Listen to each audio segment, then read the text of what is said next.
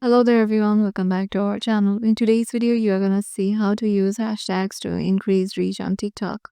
So let's head over to our TikTok application first. Once in there, make sure you have logged in into your desired account. So let's head over to video. So as you can see, they have used a hashtag. They have used a hashtag too. So there are some trending niche hashtags like hashtag FIP, hashtag pets are in here. Let's see this for this one, hashtag tsunami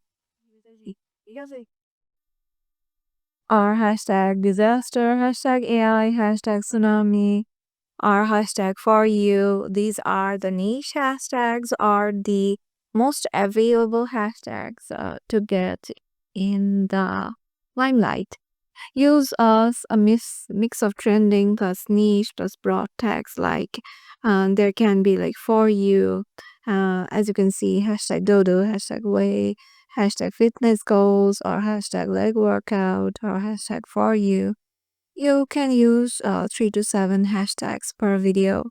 As you can see, they have used more than 7 and analyze which one performs via TikTok analytics. So you can use your TikTok analytics to see which one performs better. So yeah, this is how you can do it. Hope this video will help you out and we'll see you in the next one.